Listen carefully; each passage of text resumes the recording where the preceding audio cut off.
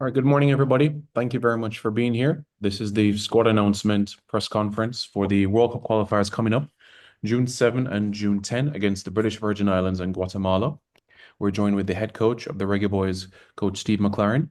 We'll be putting the squad on the screen momentarily, and then Coach McLaren will also be giving his remarks, a recap of London recently, and also a look ahead to the summer that we have on the horizon as well. So, Coach McLaren, good morning to you, sir. Hope you're doing well. And let me just put the squad on the screen so that all can see.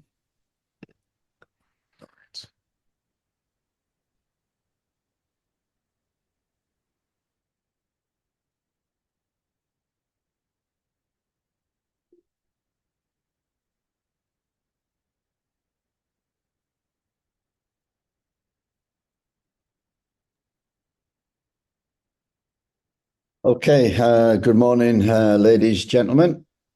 Um, as we enter a new camp, a new phase, World Cup qualifiers. The squad is, as you see it, the additions from the Unity Cup are obviously Andre Blake, Jamali Waite, Latiber Dier, Damien Lowe, Damari Gray, Leon Bailey, Romario Williams, and Tyrese Campbell, who we've just taken from Charlton, done all the paperwork, and he's received his passport this week, so he joins us as well.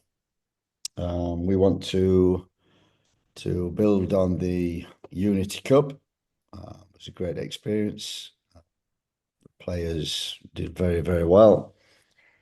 And I think we made, in the way we want to play, big strides forward. I think scoring 5 goals in 2 games was a big plus, using the speed we have in the team. But the team was very well organised.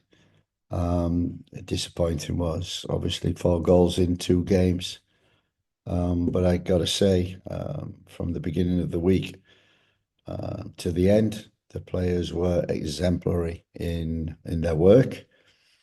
We started with 17, ended with 23, and they came in, created a great spirit, and I think you saw that in the games. And we want to carry that on to the World Cup qualifiers, and the obvious goals for this are to continue our way of playing and to get better at that. The key is to win the 2 games without a doubt, and then gain momentum going towards the Gold Cup later on in the month. Thank you. All right, thank you very much, Coach. Much appreciated there. So, folks, what we're going to do now is open the floor for questions from members of media. Please raise your hand, and once you're indicated, then you will be able to have your question posed to Coach McLaren. Okay, great to see the hands raised. Give us a moment, please.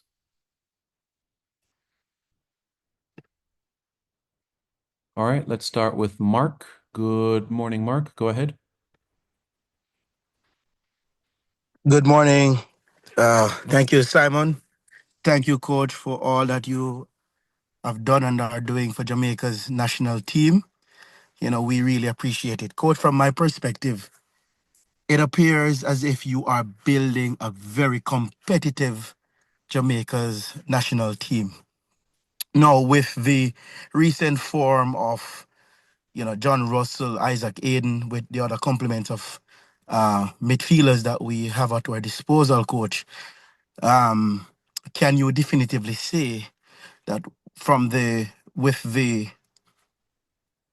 perennial issues that we do have in our midfield, can you definitively say, Coach, that you are satisfied with what you have, or better yet, can you definitively say that our midfield problems are now fixed? I wish I could say that. They're never fixed, always looking to improve. And but I got to say, Isaac Hayden has settled in very well, shows his experience, maturity within the squad. I think, the big plus from the Unity Cup, or one of the big pluses, was the form of John Russell. coming into that midfield. I think he came in our first camp and then had troubles with his club, sorted them out, changed a little position, went from a 6 to an 8, bit more freedom to get in the box. And that's what you saw last week. And it's made John Russell a different player, more effective. And that's a massive plus for us in terms of that. We missed Bobby Reid because I thought against St. Vincent, Bobby Reid provided great energy and tactical awareness and technique in that midfield. But I thought Casey did a great job. And, we've got other players coming into that midfield. Am I satisfied with that? No, I think, if we get injuries in that area, then we need greater depth. We've got that depth in majority of areas, but in terms of the names and the depth, then no, we haven't. So we're still searching and trying to get better in that area. Thanks very much, Mark. Let's hear from Bryce. Good morning, Bryce. Go ahead. Good morning. Can you hear me? Yes, go ahead. Okay. So coach, one of the things I noticed after the Unity Cup, you had spoken about the work ethic and that momentum that you had seen from the players. With you now bringing in a lot of the key names into the squad for the World Cup qualifiers, how do you build on that momentum to ensure that not only are the players from the Unity Cup bringing over that performance, but also the incoming players can gel well with those players as well in the squad? Bryce, that's a great question. And that's what we'll be working on this week, especially because I think we found a few little gems last week, a different kind of way of playing. They're still creating our build-up, still wanting to do that. But in terms of maybe pressing higher and dropping to a mid-block, I think we worked on that a lot. And we want to use the speed and make sure players are hungry to basically run behind defenders and also to run into the box, where if we do deliver crosses, we've got bodies in there. That's what I liked about last week in the two games, was the wide players, the front players, the energy that they provided, the work rate, the ethic, the teamwork, but also great ability in terms of being able to beat players, run behind players, use the speed, a defender's nightmare, and caused a lot of problems. So yes, you're absolutely right that the ones coming into the squad will endeavour to show them how we've progressed our game, how we've gone on a little bit. We talked about that in St. Vincent, the second game. I think they did it well. And we've got to build on that this week and going into these two games and momentum for the Gold Cup. Thanks very much, Bryce. Mr. Taylor, good morning. Go ahead. All right. All right. Can you hear me, Simon? Yes, go ahead. Okay. Good afternoon, Simon. Good afternoon, Coach. I want to say, Coach, congratulations. And from a fan perspective, I think the Unity Cup has really rallied the fans in the diaspora, and everybody was proud of the team, and we were proud of the performance from the first game. I don't think the finals really mattered to us. We saw what you were trying to do, and we think some great things happened there. Now to the football, Coach. We get down to the business end of stuff. World Cup qualification. We saw the positives in the Unity Cup, but we saw the same thing popping up again. That right back position. Some would say that Dexter Lambekisa had his last best game against Panama, has been going on loan at his club, hasn't been really playing that very competitive football, and we see him a bit off the pace sometimes. We have a player in Joel Latibodier who played the right back position at Swansea, played a little bit at Coventry, Mason Holgate as well at Everton. Have you ever considered, Coach, maybe freeing up one of those center back spots to maybe give one of those experienced guys a run to basically make that position more competitive, coach? You're absolutely right. We always need strength and depth. Dexter has been there. I like Dexter. I like his energy. And within our teamwork and our team frame, it's important that we have one fullback going forward. And he's been that forward-thinking right back who's got the license to overlap. That's his strength. And I think you saw that, especially in the Trinidad game. I thought he was excellent in that game. We did struggle a little bit on that right-hand side against Nigeria, where they outnumbered us a lot, and it took us a while to work that out. But we did. I think Kyle Ming has come in and been very solid when he's had to play. That's an option, but you're absolutely right. We've got Latty, who has played there occasionally, and Mason Holgate for Everton, which was many years ago. It's a specialist position. So we're searching for depth within that right back area. But I do like Dexter, and I think, okay, you can't be good at all aspects. And in our system and the way we play, he has to be good going forward, which generally he has been. And we continue with that. And we continue also to look at recruitments on the island and in Europe to give us that competition for that place. Thanks, JT. Let's go to Manchester now. Jordan. Afternoon, Jordan. How are you? Good afternoon. Good afternoon, Coach. Good afternoon, Simon. Jordan James from Backpage Football. In the Unity Cup, Jamaica were very clinical and we took our chances very well. Has this specifically been a focus, and how can we maintain this moving forward? You're absolutely right. It was a focus. We got speed in the wide areas, and we've created that speed down the middle with a 9. I think, Warner Brown coming into the team against St. Vincent showed us what we needed in that position. Burrell came in and had great energy and did the job what we wanted. Within the squad, we also have Mario Williams coming in, who is a little different than Warner and Rahman in the terms that he's more of a target. We might need his aerial height as well, the danger on crosses against the BVI. So I like the balance of the front players, but you're absolutely right. We worked a lot on using the speed of the front three, transitioning very quick. But the key is how many bodies you get into the box.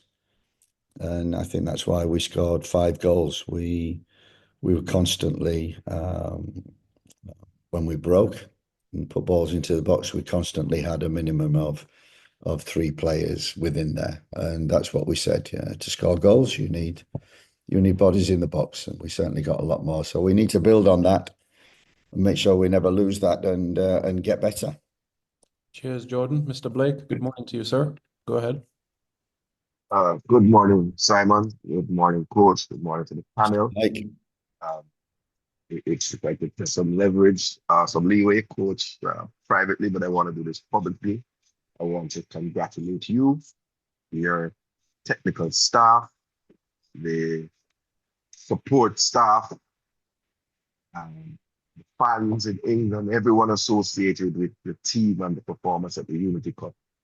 It was certainly one of the proudest moments as a Jamaican fan. From a result basis, from a performance basis, from the love that we saw on the field and the unity amongst the players that you seem to have garnered, and the team spirit that you seem to have worked on bringing. Congratulations to you and everyone involved. Congratulations to Simon. Excellent press conferences at the Unity Cup. So I have a question, Coach, for the AB, but I just Simon puts up the fan picture.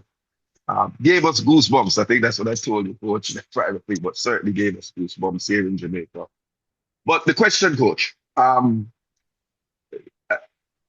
don't know if you provided explanation before, but I certainly like to ask about part A. Malik Madison came on um, in the second game. I noticed that he didn't make this World Cup squad.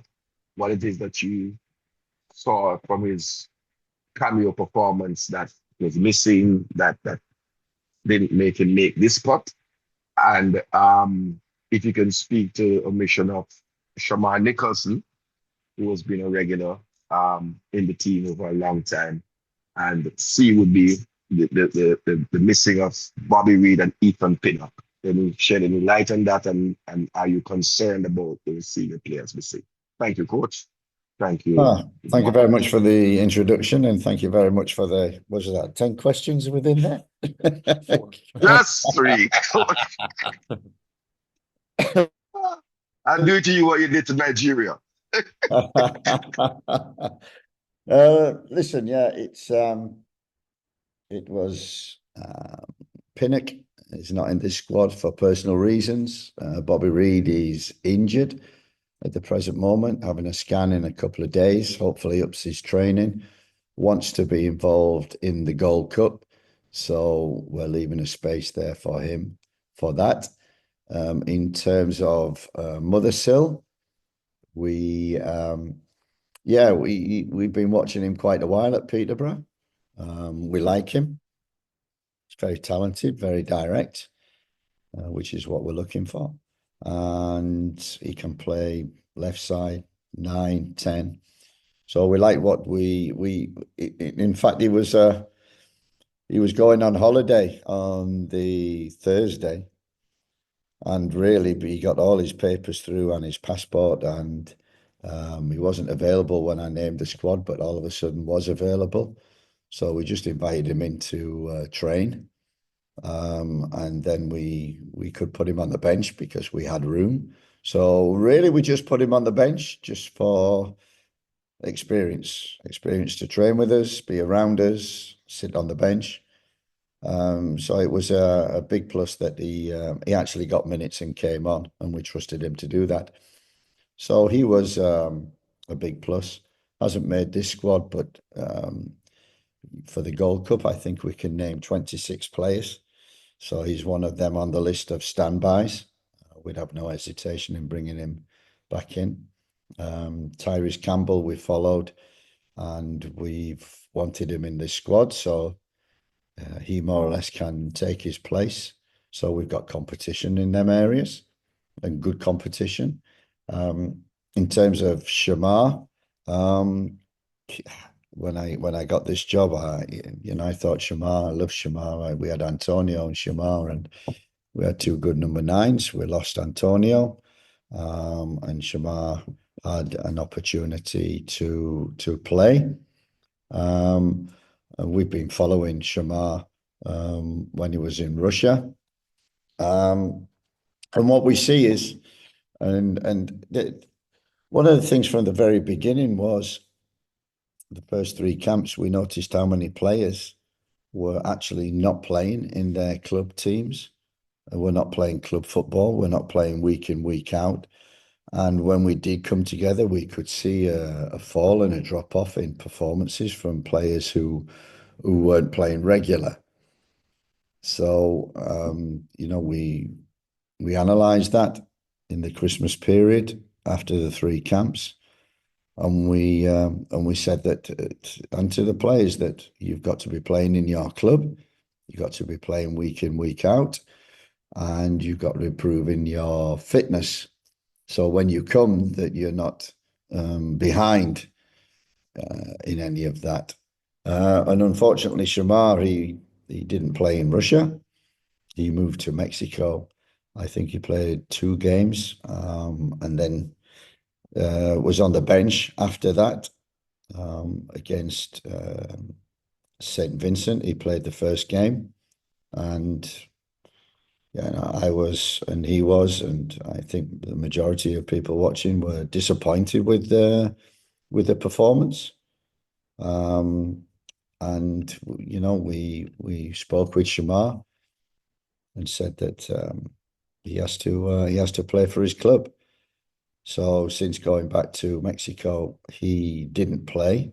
He was on the bench, and his season finished on the 20th of April. I think it's maybe starting again in pre-season now, but not starting. So that's quite a break, 20th of April until now.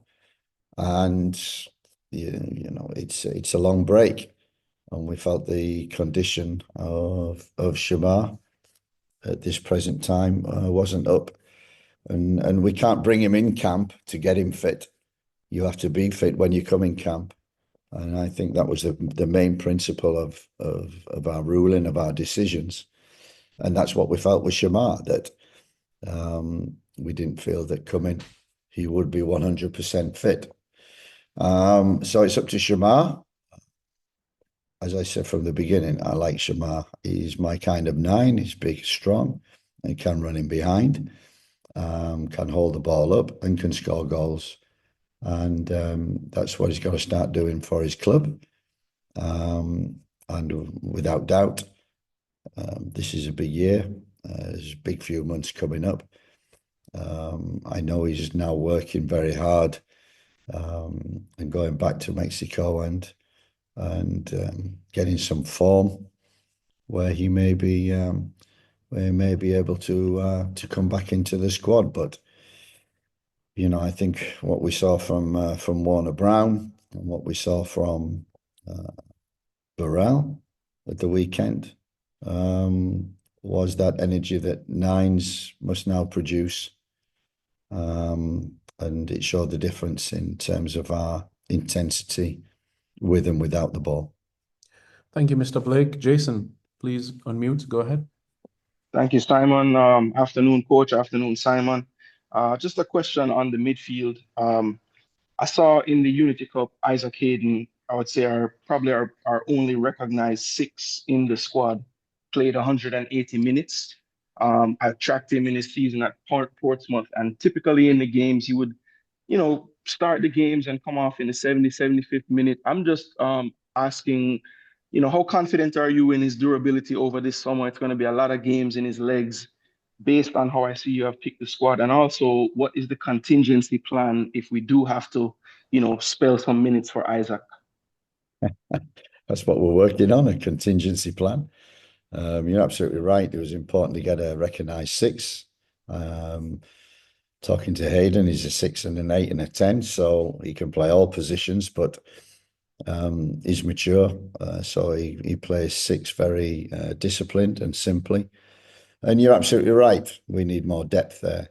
So, you know, we have to keep him fit. But the games were that close and tight that we couldn't afford to lose him in the 2 games in the Unity Cup.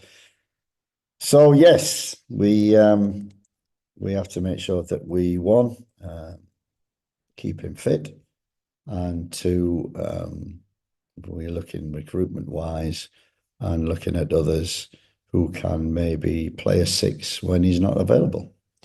Thanks, Jason. Mr. Spence, go ahead. Good morning. Thanks, Simon. Good morning, Coach. Can you hear me? Yes, I can. Good morning. Coach, this squad is missing a few senior players in Antonio, Reed, and Pinnock. And there are more players expected to come in with very good championship and/or Premier League pedigree. You've spoken highly periodically of the potential in the squad. And this is a more macro question, but when you have your full complement of players, what, in your honest opinion, is the gap between where we are and where we need to be consistently compete what I consider the big 5, US, Mexico, Canada, Costa Rica, and Panama? It's a very, very good question, and something which is a little unknown, especially for myself, because I can't say. We've talked about the amount of players we've used, the different squads that have come in each camp, and we've not had a settled team. We've looked at a lot of players, and we're looking for youth, exuberance, energy, attitude. And we're trying to build on that, what we saw in the Unity Cup. So, yes, we have Premier League players missing. And we bring them in for this, the World Cup qualifiers. And, hopefully we can continue our progress in terms of how we want to play and use our energy and our speed to do that, and find ways to win. I think you saw that against Nigeria, against Trinidad, and especially we had to cope and adapt with a very good Nigerian team. And yeah, it's the way forward. And everybody with 8 players who are joining us must, take the lessons from last week and take the team forward and improve it in what it can do. Thanks very much, Cronky. CC, go ahead. Good morning. Good morning, Coach. Good morning, Simon. Good morning, everyone. Love the vibes at the Unity Cup. You see the mixture of players, Burrell coming in and doing well. But in terms of some clarity, Coach, with the likes of Mali Mothersill and his non-selection, if it is documentary, and was this squad selected prior to the Unity Cup? Yeah, more or less. More or less, there was always opportunity. But as I said, with the Unity Cup, it was very difficult to pick a squad, people falling out. We had 17 at the beginning. And as I said, we just, I think the week before, acquired Mothersill's passport. So all of a sudden he became available. He was going on holiday. And we just asked him, look, before you go, do you want to come in for a couple of days? He did. And all of a sudden we didn't fill the spots, and there were spots to fill. We asked him just to stay along and gain experience and come on the bench, which he did. And in the end, we needed him on the field. So we need to look at Malik a lot more closely. And we may have the opportunity to do that in the Gold Cup over hopefully a longer period. So yeah, that's, I think we gave people opportunity, and I think the people who came in have taken that. Thank you, CC. Just 2 more. Mr. Legister, good morning. Yes, good morning, Simon, and good morning, Coach. Coach, you touched on something about players not being on form, right?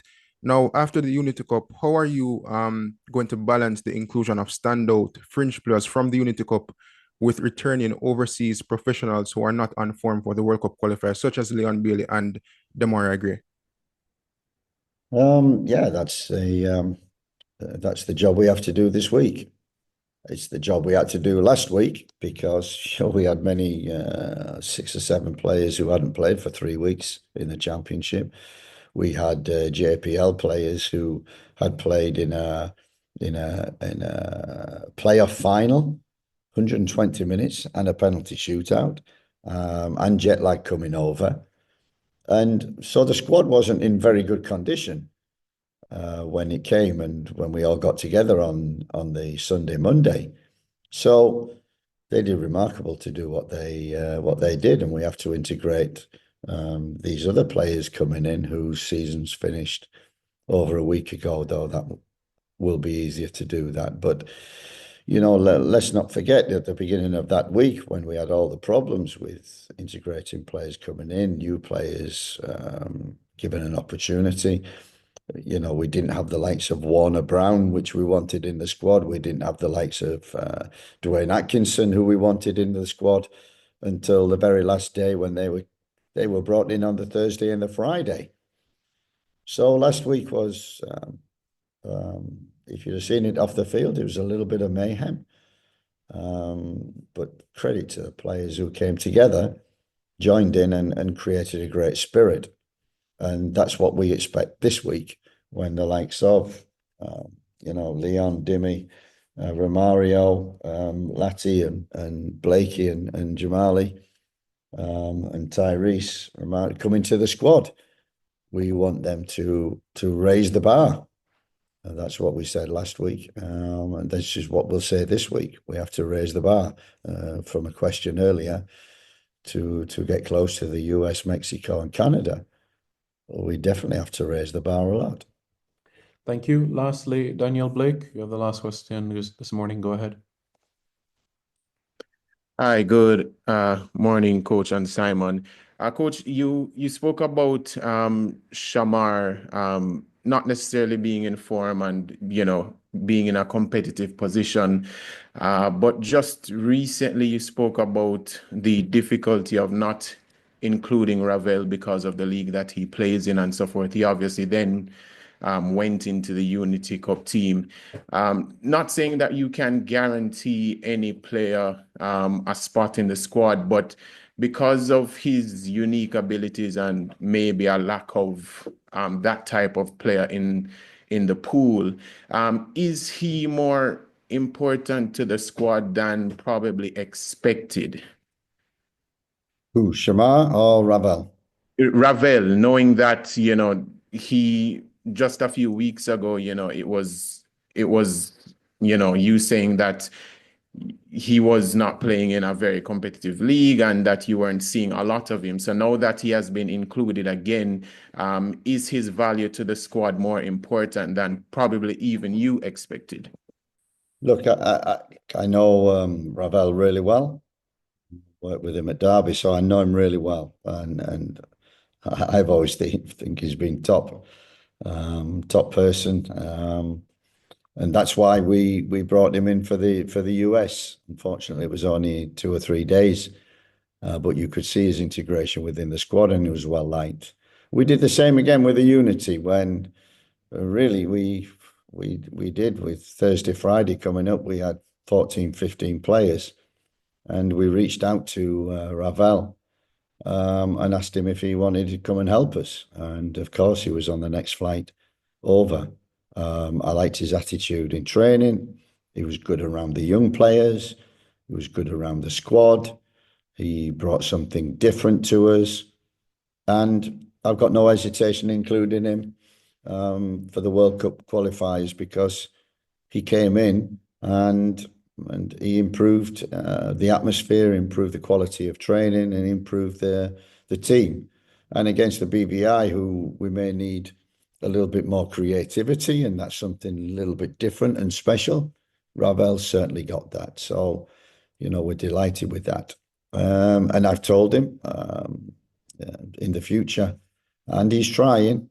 He's got to get playing in closer to home, in a better quality league. And there's still an opportunity and can still be a future for Ravel. He knows now what he must do, which is ideal. And what was impressed me was it, yeah, he was on the next flight, came over, and he was a real positive around the squad, the young players who were coming in, and that's why we've kept him in the squad. Daniel, thank you very much. Coach, thank you very much. Members of the media, thank you very much for your time. This press conference will be shared shortly. Have a pleasant rest of the day. And remember, the Reggae Girls play this evening at 7 o'clock against the United States. So stay tuned to JFF Live. Thank you very much, everybody.